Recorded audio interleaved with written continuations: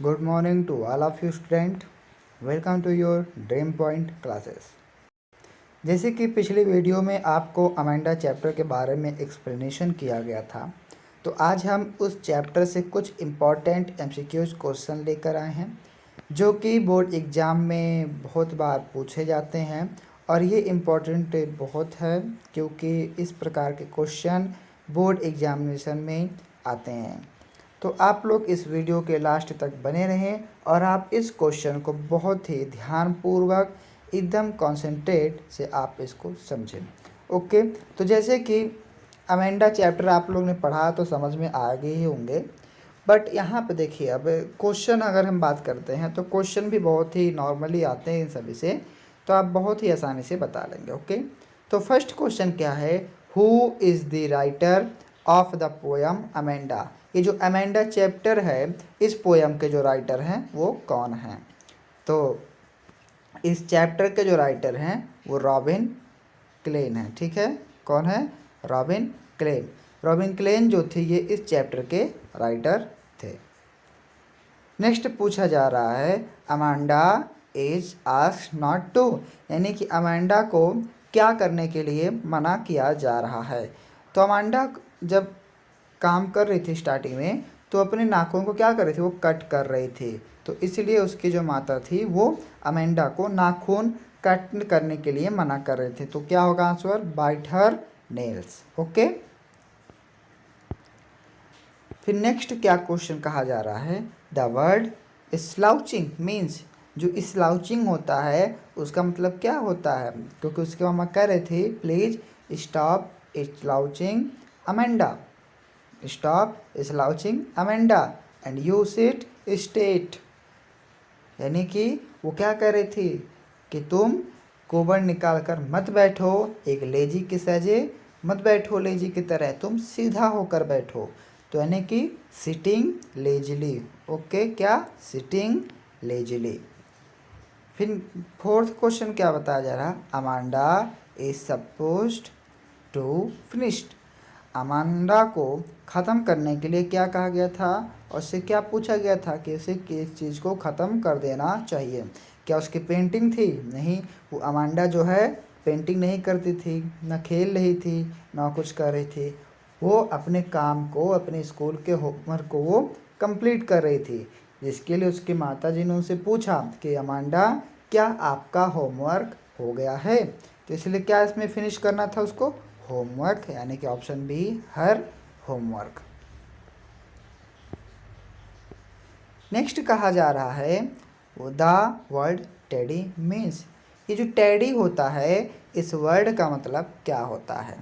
Okay, इस teddy का मतलब क्या होता है, जैसे कि टेडी का मतलब बताया गया था कि किसी भी चीज़ को क्लीन करना। ओके, क्या करना, क्लीन करना।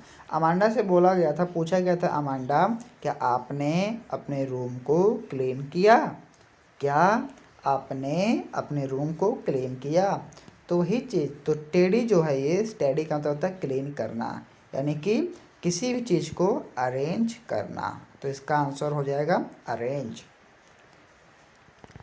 फिर क्या है, Amanda is supposed to look at her mother when. अमांडा को क्या कहा था, मतलब कब वो अपनी मम्मी की तरफ देखती थी, उसे देखने के लिए कहा जाता था।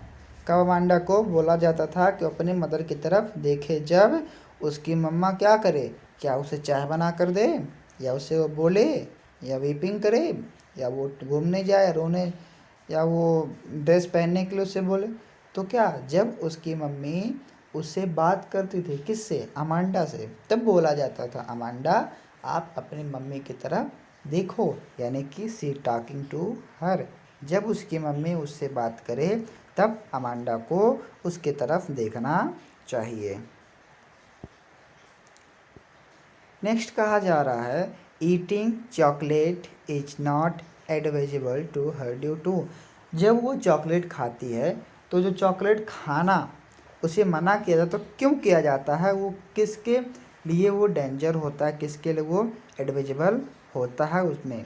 तो जब वो चॉकलेट खाती है तो उसे मना किया जाता है अमांडा को, Amanda please don't eat chocolate and care the our pimples, remember the our acne, pimples. तो यानी कि जब वो चॉकलेट खाती है तो उससे बोला जाता है कि आप चॉकलेट मत खाओ, आप अपने स्किन पे फोकस करो, एक्नी हो सकते हैं, पिंपल्स हो सकते हैं, इसलिए इसका आंसर क्या हो जाएगा, पिंपल्स। फिर कहा जाता है Amanda thinks that she never let down her. Amanda सोचती है कि वे कभी भी किसी को निराश नहीं करेगी। ओके, क्यों निराश नहीं करेगी, क्योंकि उसके ब्रेड हेयर होंगे, उसके लंबे बाल होंगे, सुनहरे बाल होंगे, और वो क्या सोचती है कि काश मैं एक शांति ऊपर टावर पे रहूं और मेरे बड़े बाल हों, जैसे लोग बड़े बाल को गिरा कर किसी से मिलने के लिए वो उसके द्वारा खींच लेगी, बट वो कहती है मैं ऐसा नहीं करूँगी, मैं उस टावर पे शांति से बैठूँ। क्यों, क्योंकि उसके जो हैं लंबे हेयर होते हैं, इसलिए इसका आंसर हो जाएगा ब्राइट हेयर। फिर नेक्स्ट कहा जा रहा है टू हर लाइफ इज काम एंड रेयर इन।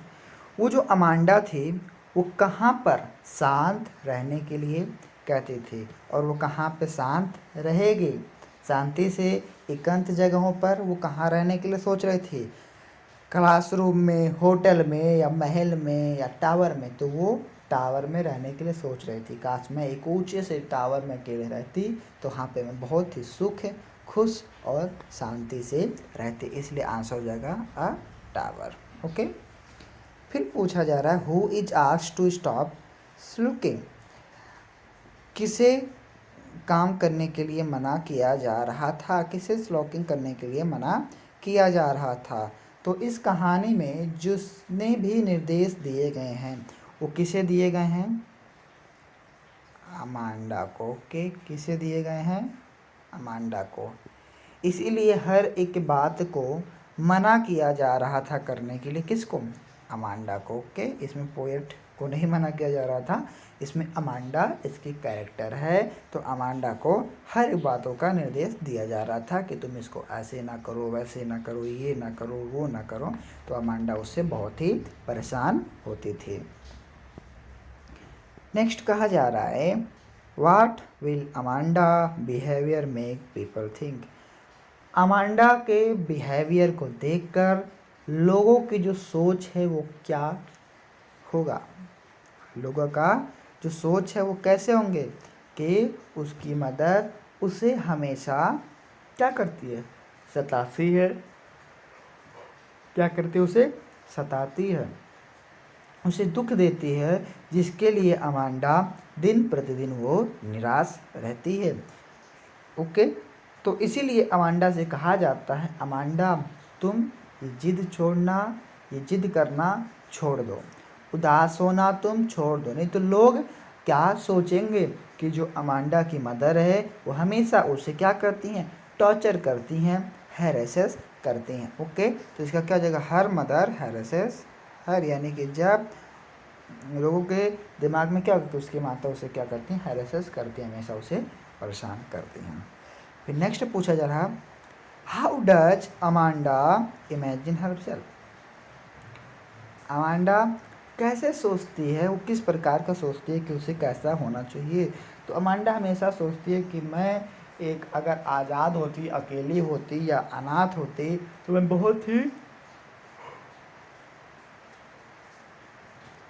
बहुत ही शांत होती और मैं बहुत ही सुख होती, यानी कि वो क्या होती, मरमेड होती, यानी कि वो कैसा रहना चाहती, एकदम मरमेड, यानी कि मत सयांगना। ओके, क्या, मत सयांगना वो हमेशा रहना चाहती, यानी कि वो क्या हो, हमेशा आज़ाद रहे, खुशी से वो अपने जीवन को व्यतीत कर सके। तो नेक्स्ट देखिए सेंट्रल आइडिया दिए गए हैं, तो आप लोग इस सेंट्रल आइडिया को पढ़ लीजिएगा। ओके, क्योंकि सेंट्रल आइडिया जो है ज़्यादा नहीं, 4 नंबर के और 3 नंबर के ये एग्जामिनेशन में आते हैं बोर्ड में, जिसके लिए आपको हर एक पोयम के सेंट्रल आइडिया को पढ़कर जाना होगा। और इसमें से एमसीक्यू जिस प्रकार से आते हैं, जितने भी पोएट्री हैं आपको एक स्टैंजा दिया जाएगा और उस स्टैंजा के जितने भी एमसीक्यूज होंगे वो नीचे दे दिए जाएंगे, जिसे आपको करने पड़ेंगे, जो कि ये 1 नंबर से 2 नंबर के आते हैं। ओके, तो आई थिंक आप लोग को अच्छे से क्लियर हो गए होंगे, कोई भी डाउट भी नहीं होगा इस चैप्टर में। तो आप लोग प्लीज़ अच्छे से अपनी बोर्ड की तैयारी करें और चैनल को सब्सक्राइब करें, कमेंट करें, शेयर करें। Thank you very much.